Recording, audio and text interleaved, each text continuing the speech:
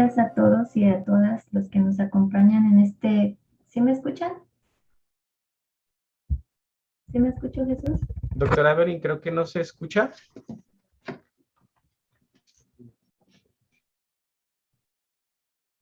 Ya. Hola.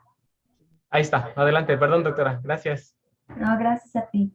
Pues buenos días a todos y a todas los que nos acompañan en este Foro Científico 2021 CIATEC. El día de hoy es un gusto presentarles al doctor Roberto López Rendón de la Universidad Autónoma del Estado de México. El doctor Roberto López obtuvo su doctorado en química por la Universidad Autónoma Metropolitana Iztapalapa. Realizó una estancia postdoctoral en la Universidad de Notre Dame, Indiana, en Estados Unidos. Ha realizado diferentes estancias académicas, como en el Parque de Investigación Biomédica de Barcelona, en Barcelona, España. Actualmente es profesor titular de tiempo completo de la Facultad de Ciencias de la Universidad Autónoma del Estado de México. Es miembro del Sistema Nacional de Investigadores Nivel 1. Cuenta con más de 20 publicaciones en revistas indexadas, con más de 900 citas. Ha publicado capítulos de libro, dirigido tesis de doctorado, maestría y licenciatura. Sus líneas de investigación es en el campo de simulación molecular a multiescala de biomoléculas y es líder fundador del proyecto de supercómputo OLINCA de la Universidad Autónoma del Estado de México. Esta computadora es una de las computadoras más poderosas de México o incluso Latinoamérica, que realiza cálculos y proyecciones matemáticas con aplicaciones en el área de nanotecnología, medicina y medio ambiente. Pues es un gusto para mí presentarles al doctor Roberto. Doctor Roberto, ¿nos escucha?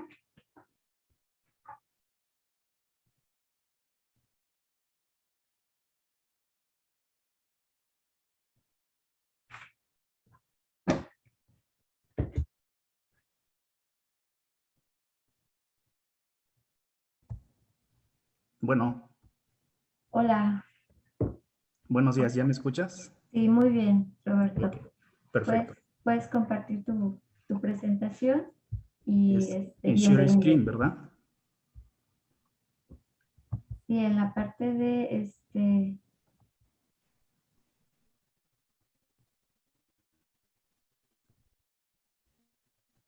listo.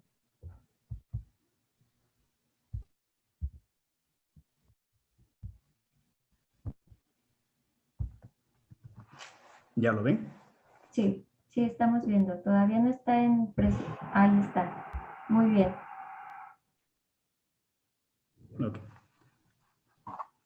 Okay. Bueno, muchas gracias. Buenos días a todos. Primero que nada quisiera agradecer al comité organizador por la invitación. Para mí siempre es un gusto contar y trabajar con ustedes. El proyecto que les voy a presentar nació en CIATEC justamente. Ya llevamos un buen rato trabajando, entonces me siento como en casa participando en esto. El tema pues, es modelado y simulación a multiescala de biopolímeros, algo de lo que os voy a platicar. Y está una figurita representativa sobre la metodología y algunos resultados que vamos a ver un poquito con más detalle. Entonces, el tema de estudio de este proyecto que está en desarrollo aún todavía, es acerca de, pues, biopolímeros naturales y básicamente, pues, aquellos que se extraen, pues, de lo que nosotros gustamos comer a veces, que son unos camaroncitos. Entonces, estos camarones, pues, prácticamente uno, cuando los ve a nivel molecular, uno encuentra que tiene una enorme potencial de aplicaciones, que pues, la lista es enorme. Prácticamente están surgiendo día con día reviews sobre potenciales y nuevas aplicaciones que provienen justamente de un biopolímero que se llama quitosano y no es otra cosa que lo que contienen los crustáceos como los camarones. Las aplicaciones que se encuentran a este tipo de sistemas son vastas, ¿sí? Desde la imagen, tratamiento del cáncer, diseño de fármacos, etc. ¿Sí? Entonces, pues nuestro país pues es como en muchos aspectos, es rico en recursos naturales y no se diga justamente de la producción de camarón, que justamente donde están contenidos estos biopolímeros que nos interesan. Entonces, esa es una gráfica más o menos actual que les estoy presentando, donde pues, justamente vemos que el año 2021, bueno, desde 2013 a 2021, pues, la producción nacional de camarón va en aumento, eso es bueno. La producción nacional que tenemos, pues Sonora es uno de los estados que más produce de camarón, seguido de Sinaloa, otros estados como Nayarit, Tamaulipas, etc. Sin embargo, bueno, lo que nos está diciendo esta gráfica es que justamente la materia prima con la cual tiene un montón de aplicaciones, que se pueden encontrar un montón de aplicaciones, está justamente en auge o está en aumento. Entonces, ¿cómo son estos biopolímeros? A nosotros, como somos de la parte computacional, nos gusta pues, ver las moléculas, los atomitos, tal cual como son. Entonces, uno de ellos pues, es justamente el quitosano, que como les decía, es el que se extrae de los de los camaroncitos, y la fórmula fundamental, como cualquier polímero, pues debe tener una unidad fundamental y es la que está al centro. Y ahí pues tenemos todas las flechitas que se derivan. Como les mencioné, es una lista cortita, la lista es demasiado larga, pero no, sin embargo, ahí es donde está el interés justamente de estudiar cómo se comportan estos polímeros. Entonces, vean, yo sé que tenemos como quitosano, ¿sí? O si le hacemos un zoom al caparazón del camarón, encontramos que estos polímeros es la que les presento aquí. Básicamente contiene dos moléculas estrella, ¿sí? Una que se llama N-acetilglucosamina, que es la que les muestro aquí en la parte izquierda, y la otra es la glucosamina, que es esta de acá, ¿sí? Entonces, si yo expando, por ejemplo, esta unidad fundamental de N-acetilglucosamina, se dice que tendría yo un polímero que se llamaría un quitosano 100% puro. Si yo tomo la unidad fundamental de la glucosamina, tendría yo un polímero 100% puro que se llamaría quitina. La combinación entre estas dos es justamente el meollo del asunto. Uno le llaman que es quitosano justamente cuando hay una combinación tanto de la N-acetilglucosamina como la glucosamina de manera aleatoria. Entonces, ahí es donde se encuentra justamente el potencial de estos biopolímeros. Entonces, pues aquí la primera pregunta que surgió, pues vamos a estudiarlos de manera experimental, de manera teórica o de simulación. Nosotros, los que hacemos computación en ese tipo de moléculas, pues siempre decimos que la parte experimental pues, es costosa. Comparada con pues, tener una computadora, unos algoritmos y extraer propiedades. Entonces, la parte experimental la hacen pues, tanto en CIATED como otros grupos que trabajamos en conjunto, y pues mi grupo participa en la parte de simulación. ¿Para qué? Pues queremos entender con distintas herramientas computacionales cómo se comportan justamente estos polímeros. ¿Sí? La combinación de un polímero con puras N-acetilglucosaminas, que sería esta molécula, o esta, o cuál es la combinación ideal, o cómo cambian sus propiedades desde el punto de vista de simulación. Entonces, pues nos vamos a inclinar por los métodos de simulación. Entonces, vamos a hacer una pequeña introducción de cómo es que usamos estas herramientas. Tenemos aquí una gráfica de tiempo contra longitud, donde se grafican básicamente las tres herramientas que usamos para estudiar estos biopolímeros. Entonces, en la parte de abajo, pues tenemos una parte que llamamos de métodos de estructura electrónica, que son básicamente los métodos ab initio, los métodos atomísticos, que vienen representados por métodos como dinámica molecular, Monte Carlo, y una escala mesoscópica, que básicamente la que trabajamos es por el método de dinámica de partículas disipativas. Pero, pues, como todo, hay un pero, ¿sí? El mayor de los peros es que, siguiendo esta tendencia, el costo computacional es menor, ¿sí? O sea, menor en el sentido de que, por ejemplo, si yo utilizo un método de escala mesoscópica, pues va a ser muy barato computacionalmente, a comparación que si yo hago un estudio con métodos de estructura electrónica, pues me va a salir, el costo computacional va a ser mayor. Entonces, pues aquí hay ventajas, pero también hay limitaciones, ¿sí? Una de las mayores limitaciones es de que mayor número de átomos, pues el costo computacional es mayor, ¿sí? Por otro lado, tenemos que la escala es la escala de tiempo. Mayor escala de tiempo, es mayor costo computacional. El costo computacional aquí lo relacionamos, que pues, el cálculo pues, va a tardar días, semanas haciendo números para obtener una propiedad. Caso contrario, que pues, si yo hago un cálculo con un sistema pequeño, pues voy a tener resultados en corto plazo. Pero pues aquí nos arriesgamos a estudiar los biopolímeros por tres métodos, ¿sí? Evadiendo justamente el costo computacional. ¿Cuáles son esos tres métodos que utilizamos? Pues los represento de esta manera, ¿sí?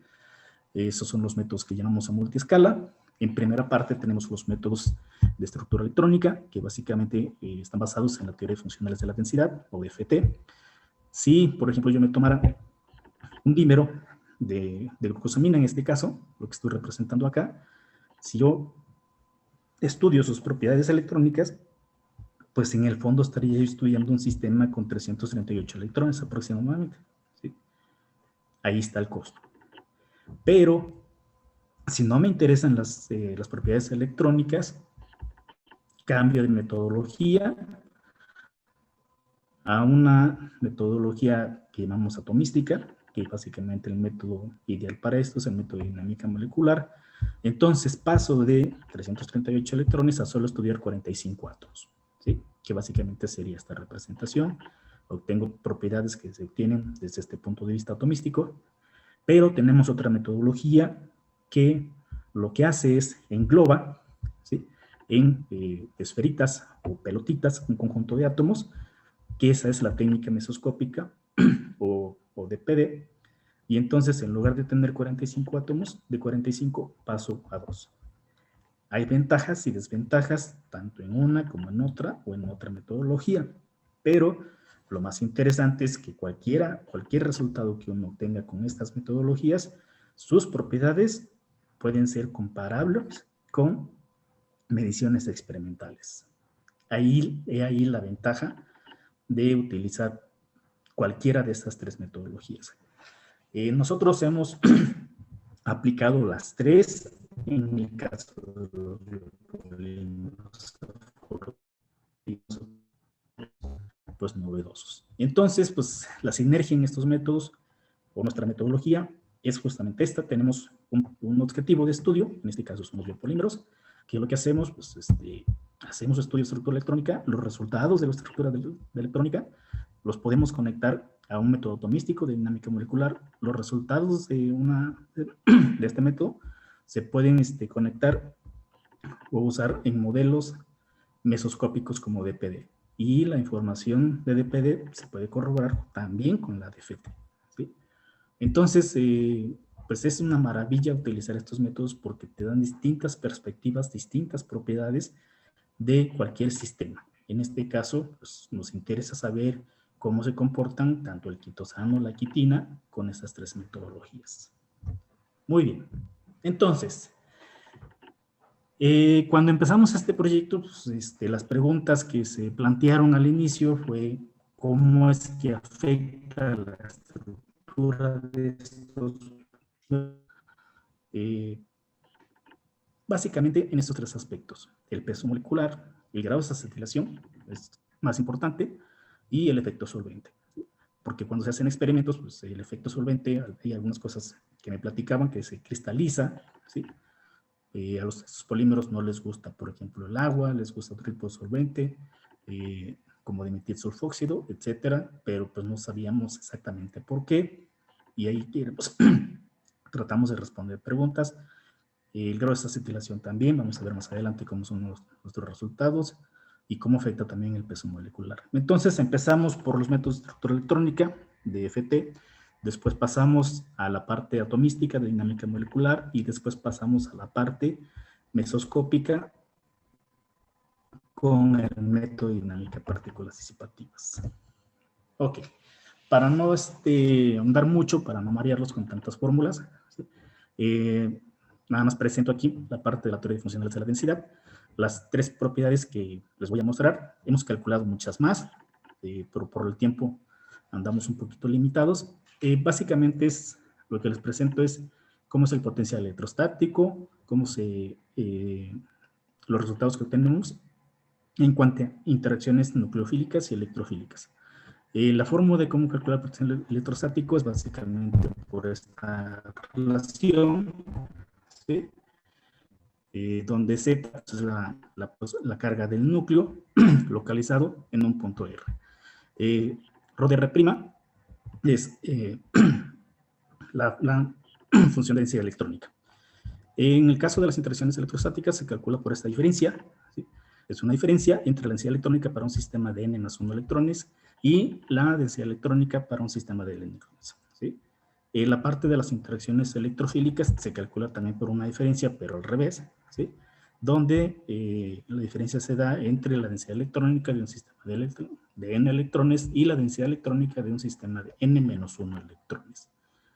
Entonces, con esto realmente encontramos resultados bastante interesantes para entender justamente el comportamiento de la estructura de nuestros biopolímeros. Entonces, el primer paso fue el análisis del peso molecular del quitosano.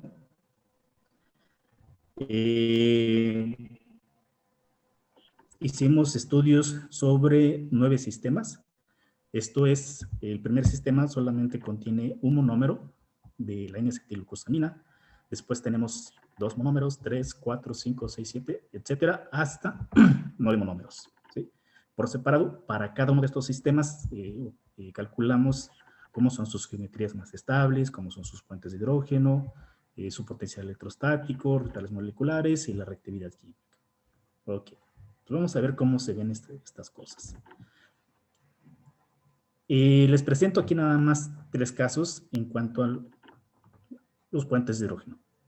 Esto es en quitina, quiere decir que mi polímero está formado, o todos estos sistemas están formados únicamente por unidades de glucosamina.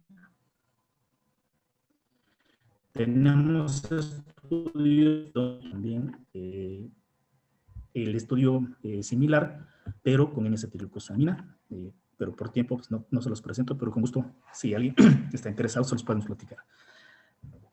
Una primera observación que también se ha reportado en literatura es que estos sistemas forman o se estabilizan por una red de puentes de hidrógeno. Y esto pues justamente es debido por la presencia de grupos OH y grupos amino, básicamente. Entonces vemos que, por ejemplo, en el caso del dímero, está estabilizado por este puente de hidrógeno entre este OH con el oxígeno del anillo. Y en la parte posterior tenemos también que hay un fuerte puente de hidrógeno entre el amino y el OH.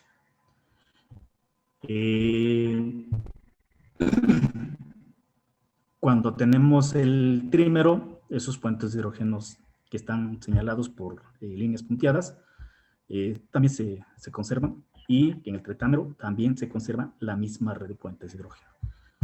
Cuando tenemos un octámero, observamos que justamente hay una conservación de esa formación de puentes de hidrógeno, lo cual le da bastante estabilidad energética a este tipo de biopolímeros. Estas son las estructuras más estables, y la conclusión inmediata que tenemos aquí es que quienes van a participar en la estructura o las propiedades va a recaer tanto en los grupos aminos como en los OHs. La respuesta es, pero tengo de más OHs por acá, estos, y tengo más aminos, ¿sí? ¿Qué pasa con ellos? Esas preguntas se responden con el potencial electrostático. El potencial electrostático es una propiedad que me dice justamente en dónde, o qué rige, o me dibuja las regiones cargadas positiva y negativamente. Entonces, con esto podemos intuir cuáles son las interacciones de estos biopolímeros con una molécula cargada positivamente o negativamente. Entonces, las regiones del potencial electrostático negativo son pintadas en rojo, y las positivas están pintadas en azul. Las de rojo básicamente recaen en los átomos de oxígeno, como observamos. Algunas son más intensas que otras, pero básicamente acaparan los átomos de oxígeno.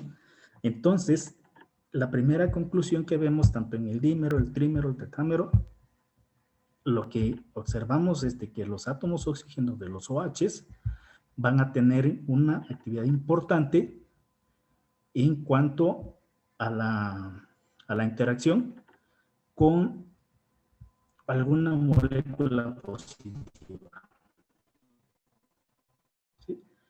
Por el contrario, tenemos el potencial electrostático más positivo, que recae sobre los átomos de oxígeno, perdón, de nitrógeno, de los grupos amino, pero estos prácticamente no, al menos en esta, no participan. ¿Sí? Lo que sí se observa es que, por ejemplo, este tipo en el octámero, ¿sí? Vemos que estos átomos de los OHs presentan pues algún puntito azulito. Eso quiere decir que por ahí se puede dar una interacción, ¿sí? En este caso, por acá puede haber alguna interacción con una molécula negativa, ¿sí? Entonces, pues nos dimos a la tarea de caracterizar de manera más específica ese tipo de interacciones. Ese tipo de interacciones los encontramos con una propiedad que se llaman los orbitales moleculares, ¿sí? Los orbitales moleculares, estos son dos, el HOMO y el LUMO. En el caso del HOMO, los que están del lado izquierdo, pues estos son, nos dibujan regiones donde se ceden electrones. En el caso del LUMO, nos dibujan regiones donde se ganan electrones. Y pues aquí la cosa se puso mucho más interesante. ¿Por qué? Porque en el caso del HOMO, que es donde yo voy a ceder o a perder electrones, vemos que se da en uno de los extremos. Nada más estoy dibujando en el caso del dímero, y en el caso del octámero también se da en uno de los extremos justamente. El resto del polímero no participa, o no va a haber nada por ahí, ¿sí?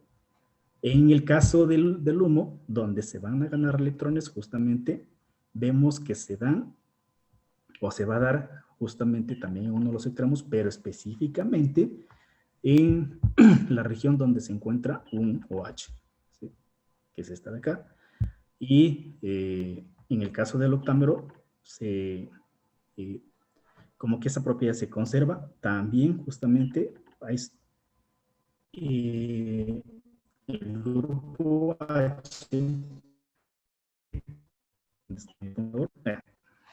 el grupo H del primer monómero, ¿sí? Ese va a ser el responsable de ganar electrones.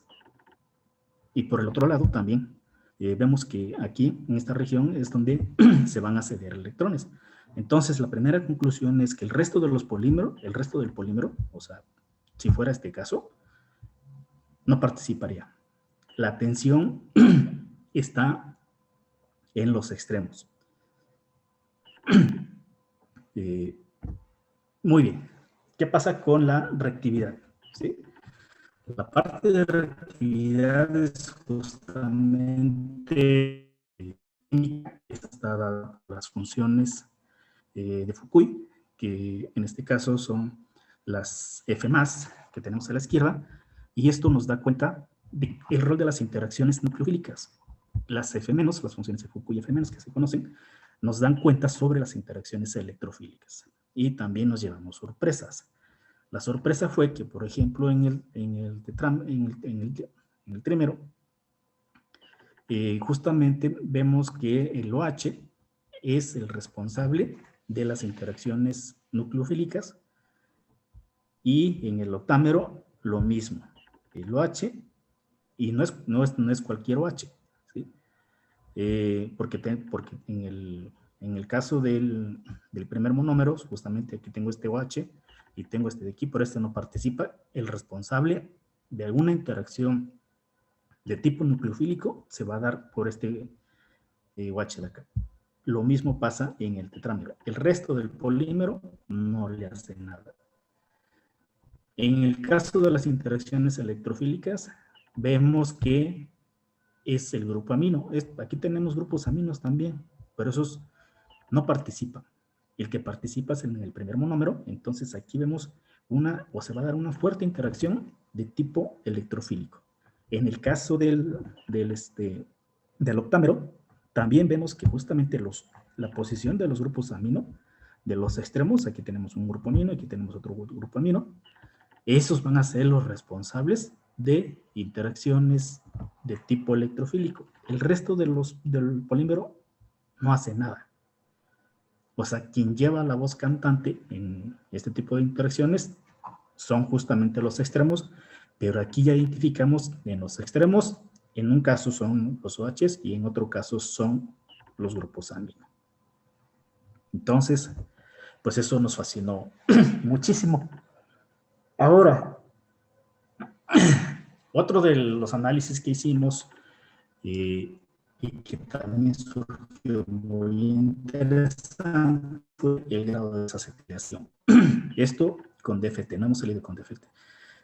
Aquí que les muestro, hicimos también un estudio para ese tipo de sistemas, ¿sí? Este porcentaje es el porcentaje del grado de desacetilación. Nuestro estudio se basó en sistemas de 10 monómeros. Entonces, si tenemos 10 monómeros de N-acetilglucosamina, sería como tener un polímero de quitosano 100% puro. El caso extremo, que si tuviéramos unidades de pura glucosamina, sería un polímero de quitina 100% puro. Pero lo interesante está en esta región, ¿sí? Entre que el grado de desacetilación debe ser mayor a 50 y es donde se encuentran todas las propiedades o la mayoría de las aplicaciones de estos biopolímeros. Pero ¿qué pasa con estos? ¿Participan o no participan? ¿O qué tienen de especial estos porcentajes que los hace tan atractivos para diversas aplicaciones? Entonces estudiamos cada uno de estos. Solamente les voy a presentar los resultados en rojo. Los que están en negro, por tiempo, pues no los voy a presentar. Lo mismo, la misma receta. Calculamos geometrías, puentes de hidrógeno, potencial electrostático, orbitales moleculares, reactividad química para cada uno de estos sistemas. Y algunos de los resultados fueron estos. Aquí nos llevamos más sorpresas, porque cuando yo tengo un polímero compuesto por 10 unidades de N-acetilglucosamina, que sería el primero, o sería un quitosano 100% puro, identificamos justamente también una red de puentes de hidrógeno que se forman entre el OH y el grupo amino. Pero además presenta una torsión. Esta torsión se da básicamente en los monómeros en medio, ¿sí? Y la red de puentes de hidrógeno cambia. Cuando yo tengo un polímero 50-50, quiere decir los primeros 5 monómeros, en este caso, son de N-acetilglucosamina y los otros 5 son de la glucosamina. Y lo que observamos con este análisis de puentes de hidrógeno es que cuando tenemos en la parte que está formada por unidades de N-acetilglucosamina, es un desastre. A comparación de la estructura que está formada por unidades de glucosamina. Esas están como que bien portadas, o la red de puentes de hidrógeno es más o menos constante. Pero también se presenta una torsión en esta parte. Y esa torsión es importantísima. Cuando tenemos la glucosamina, pues a simple vista se ve la constante en la red de puentes de hidrógeno entre los grupos OH y los grupos amino, lo cual le da mucha estabilidad a este sistema. Entonces aquí nos preguntamos qué pasó con estas torsiones y quiénes son los responsables de las interacciones que vamos a estudiar. Entonces, lo mismo, calculamos el LOMO y calculamos el HUMO y observamos que la región justamente donde se pierden electrones se da en el tercer monómero, y ese tercer monómero de N-acetilglucosamina es justamente donde empieza o donde se inicia una torsión, y esa torsión se da en un enlace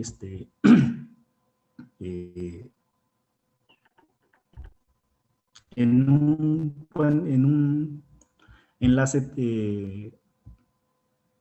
en un ángulo tipo diedro, ¿sí? Entonces, eso fue lo que identificamos, pero lo interesante es que donde se empieza la torsión, ahí es donde se va a dar, donde se va a ceder todos los electrones que ven por ahí. Cuando tengo 50-50, lo que observamos es que la región que va a ceder electrones es la región que está formada por glucosaminas, y es justamente el extremo, que fue lo que observamos cuando se analizó el efecto del peso molecular. Cuando tenemos el polímero con puras unidades de glucosamina, observamos que justamente los extremos son los monómeros de los extremos son los responsables para hacer electrones. Caso contrario, ¿en dónde vamos a ganar electrones? El caso del HUMO. ¿Sí? El caso del HUMO, cuando tenemos el quitosano 100% puro, es justamente el primer monómero. Ese es el responsable, y ahí participan pues prácticamente todos. Participa el OH, el grupo amino.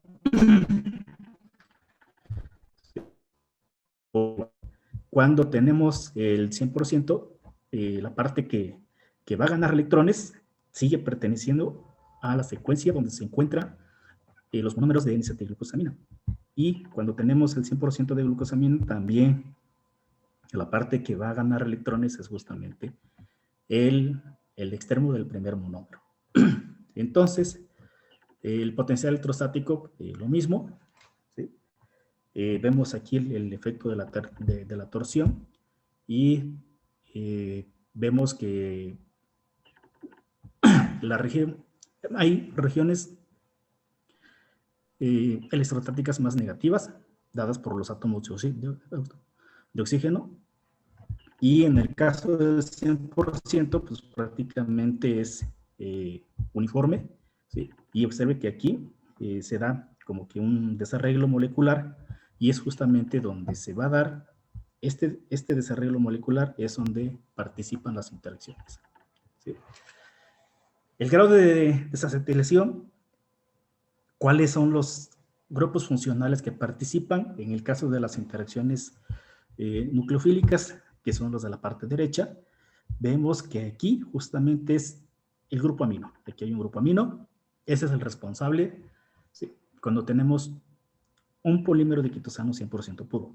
Lo mismo sucede cuando tenemos la combinación 50-50, pero las interacciones nucleofílicas se dan justamente en el primer monómero, pero de la secuencia de las N-acetilglucosaminas.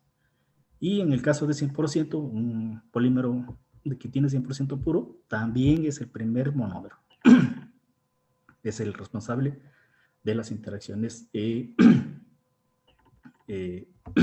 nucleofílicas. En el caso de las interacciones electrofílicas, ahí ya cambia, ¿sí? ¿Quién es el responsable? Acuérdense que aquí hay una torsión. Este monómero es el que participa en la primera torsión. Esta torsión se repite a medida de que aumentamos el tamaño del polímero. Esta es una de las que identificamos. Y aquí observamos que el grupo amino es de este monómero donde se da la torsión, es el responsable de una interacción tipo electrofílico. En el caso del 50-50, la parte de la N-acetilglucosamina no participa. Quien participa es la secuencia de las glucosaminas. Y cuando tenemos 100%, también pues, los extremos son los responsables. Los responsables son, aquí tenemos un grupo amino, aquí tenemos otro grupo amino. Entonces, los responsables de las interacciones tipo electrofílico recaen en los grupos amino. Y algo interesante. Me voy a ir un poquito más rápido. Pasamos a método dinámica molecular. Aquí ya nos olvidamos de interacciones de electrones. Nos vamos a la parte atomística. Y la parte atomística, aquí lo que hacemos es evolucionar un sistema por una ecuación de movimiento, que está dada por la ecuación de arriba, ¿sí? Donde se calculan las fuerzas que actúan, una fuerza adictiva por pares, y esas fuerzas están dadas por un término que se llama UDR. Este UDR es justamente el modelo de una dinámica molecular, y los modelos de una dinámica molecular atomística están dadas por dos contribuciones. Las primeras son intra, que son las del recuadro rojo, y las de abajo, las de azul, son interacciones inter. Entonces, todos los modelos de dinámica molecular contienen básicamente estos términos. Hicimos simulaciones de un polímero de quitosano compuesto por 15 monómeros. Lo que tenemos aquí es nuestra celda de simulación, los puntitos rojos son aguas, y podemos calcular, por ejemplo, el número de puentes de hidrógeno que se forman entre el polímero y el agua, ¿sí? Y tenemos espectros de este estilo, ¿sí? Aquí graficamos el número de puentes de hidrógeno que se forman en función del tiempo, y si tomamos una foto instantánea, lo que obtenemos es esto, ¿sí? Ahí es justamente donde estamos identificando los puentes de hidrógeno. También podemos calcular las distancias extremo-extremo. Estas distancias extremo-extremo es justamente las torsiones que identificamos, y, por ejemplo, en esta parte, los puntos mínimos es justamente donde se observa una torsión a la mitad del polímero, lo cual más coincide con lo observado en los cálculos teóricos. Calculamos propiedades como estas, que se llaman funciones de distribución radial. Las funciones de distribución radial lo que nos dice es cómo interacciona un átomo, ¿sí?, de una molécula con otro átomo de otra molécula. Entonces obtenemos pues, histogramas de este estilo, donde tenemos la probabilidad de encontrar, en este eje, la probabilidad de encontrar un átomo respecto a otro en función de la distancia. Los picos nos están indicando la posición en donde se dan en promedio ese tipo de interacciones. Entonces aquí tenemos las interacciones de todos los átomos de hidrógeno, todos los átomos de hidrógeno de nuestros componentes con el agua. Y observamos que sí hay una interacción, pero básicamente a grandes distancias. Y calculamos también cómo se dan las interacciones de los oxígenos, estos oxígenos, con los átomos de hidrógeno del agua, ¿sí? Y también esa interacción hay un pico muy pronunciado, lo cual nos dice que sí hay una afinidad entre los polímeros y las moléculas de agua. Este es un pequeño videito, a ver si funciona. Es una pequeña animación de una dinámica molecular de una sola cadena, donde justamente estamos observando que sí hay una torsión del polímero, ¿sí? Está el solvente que tenemos aquí es agua, y de ahí podemos obtener todas las propiedades termodinámicas y estructurales. Podemos medir puentes de hidrógeno, ¿sí? Cómo se están formando, o cómo se forman o se pierden los puentes de hidrógeno de átomos específicos o de grupos específicos, las funciones de distribución radial, las torsiones, podemos cuantificar las torsiones, todo ese tipo de cosas, ¿sí? Entonces es una animación de cómo pues ya se está moviendo el polímero en un ambiente de agua. Voy un poquito más rápido. El método de dinámica de partículas disipativas es similar a el método de dinámica molecular, excepto que cambia por cómo se calculan las fuerzas. Se calcula por 3 términos, ¿sí? En el caso de la dinámica atomística se calcula por 1, y está dada por una fuerza conservativa por esta ecuación, una fuerza aleatoria por esta ecuación y una fuerza disipativa por esta ecuación. Esto lo que los convierte es que reduce drásticamente el número de átomos, ¿sí? Uno de los sistemas que estudiamos es justamente el quitosano. Cómo se forma una nanocápsula de quitosano en un solvente que es agua, que atrapa una molécula que es capsaicina, ¿sí? Y la nanocápsula pues está formada por lecitina. Entonces vean cómo es el modelo de una dinámica de partículas disipativas. En el caso de la capsaicina, la estructura atomística está representada, pero las esferitas son las cómo engloban un conjunto de átomos. Entonces, pues aquí nada más tengo 5 esferitas en el caso de la lecitina. Esas 5 esferitas me van a dar cuenta de todas las interacciones que están o que se dan de manera atomística. En el caso del quitosano, aquí tenemos una secuencia de 5 monómeros, ¿sí? Los 4 primeros son N-acetilglucosamina, y esta sería un monómero de glucosamina. En el caso de la capsaicina está representada por estas 4 pelotitas, y en el caso del agua pues es una sola esfera, ¿sí?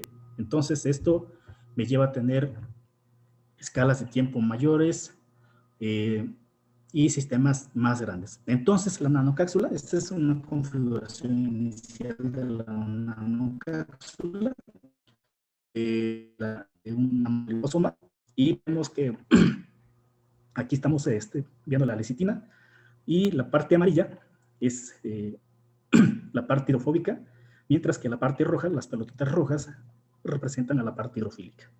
La capsaicina son estas que están representadas como color turquesa, ¿sí? Mientras que las cadenas de quitosano están representadas por estas son como cafecitas, ¿sí? Esa es una configuración inicial.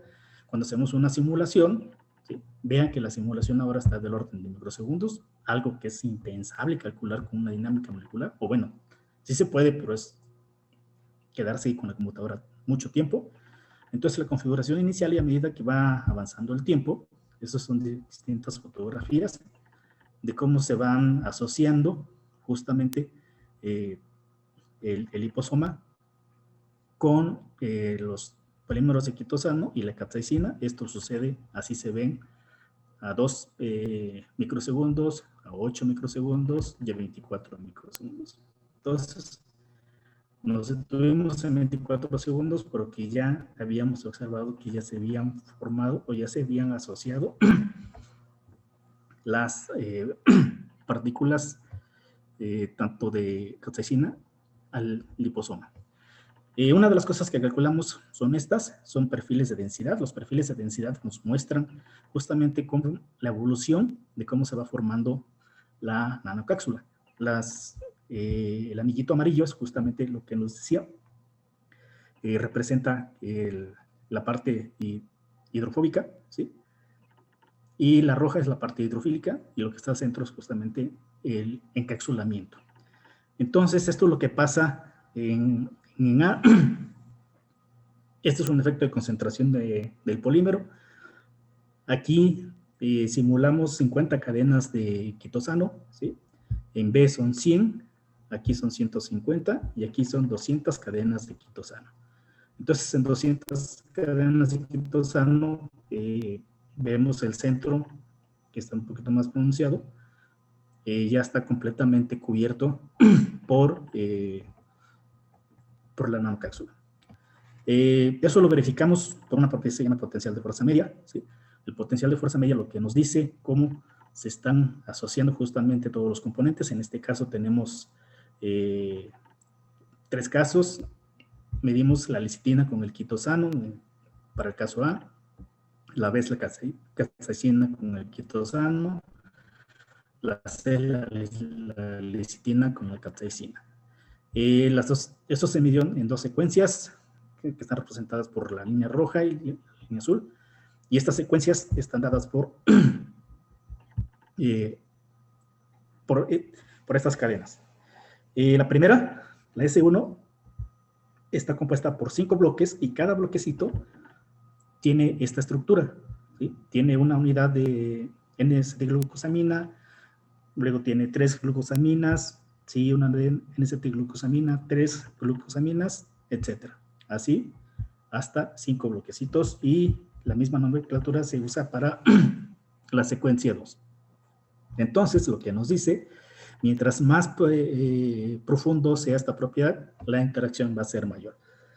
Entonces, lo que vemos, quienes están asociándose básicamente es la lecitina con la capsaicina, ¿sí? Que es el caso C.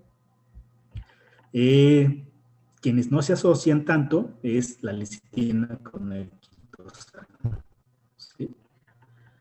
Pero en medio está justamente el quitosano, está capturando a la capsaicina, que es nuestro objetivo, que es este de aquí, ¿sí? Lo que estamos buscando es entender o tratar de capturar la imagen de que el quitosano justamente captura la capsaicina, y esta propiedad justamente está aquí en medio, nos está indicando que efectivamente la está capturando. Preguntas que no hemos contestado, estamos trabajando sobre ellas. Este es un proyecto que está en curso todavía. Algunas de ellas son estas. ¿Qué pasa con el grado de concentración del polímero, tanto de una como de otra? ¿Qué pasa con el pH? ¿Qué pasa con las conformaciones alfa y beta? Que esas se pueden determinar o se pueden estudiar con dinámica molecular. ¿Qué pasa con el grado de protonación? Que se puede estudiar con métodos teóricos y con simulaciones atomísticas. Las afinidades químicas con métodos de estructura electrónica. El efecto solvente, que se puede estudiar por las 3 aproximaciones. El rol de las interacciones inter, también. También, ¿qué pasa con proteínas? ¿Sí? Y, pues, las secuencias más óptimas y en el grado de acetylación, todavía hay muchas preguntas que quedan pendientes. Nuestra estructura, ya mencionaba la doctora Evelyn, tenemos una superconductora simaulinca. Esta nos permite justamente ir a sistemas más grandes para simularlos a tiempos más largos. Nuestro código CIMES, que es con el que desarrollamos la parte de DPD, la parte mesoscópica, y pues mis agradecimientos para todas las instituciones participantes, yo en especial a CIATEC, por la invitación a este proyecto, y como les digo, pues, me siento en casa. A CONACYT y Olinka, y pues de mi parte, muchas gracias a todos por su atención. Gracias, doctor Roberto. ¿Sí me escuchan? Sí.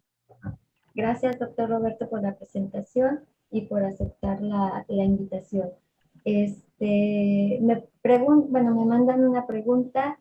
La doctora Adriana pregunta si la simulación tanto de quitosano como de los liposomas se realizó con una interacción en agua o en aire. En agua. En agua. Está el modelito. Nuestro modelito que usamos es este. No sé si este es un modelo mesoscópico con el método de PD y el solvente que incluimos en ese caso fue agua, que está representado por por esta esferita de abajo.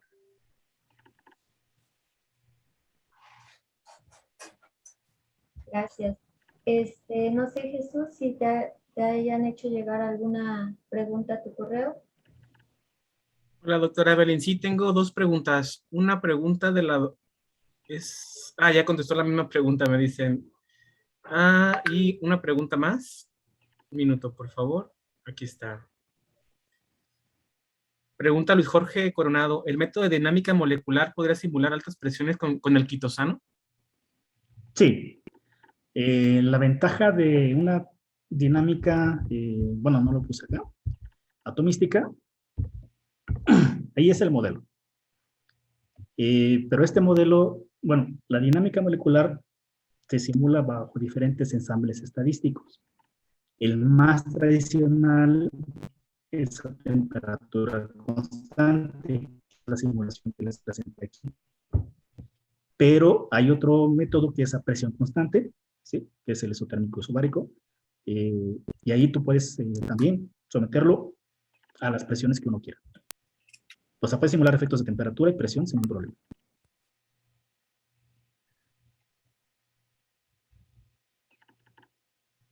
Gracias, Robert. Pues, si hubiera alguna pregunta más, se la hacemos llegar para que nos apoyen contestarla. Realmente te agradezco mucho el que hayas aceptado la invitación. Como lo has mencionado, pues este trabajo forma parte de un trabajo que se inició aquí en CIATEG y del cual todavía estamos trabajando. Como pues lo comentas, todavía faltan muchas cosas por resolver, y muchas preguntas que plantear, pero estamos en ello y te agradezco mucho la colaboración. No, a ustedes, muchas gracias. Y ya se extraña perfectamente.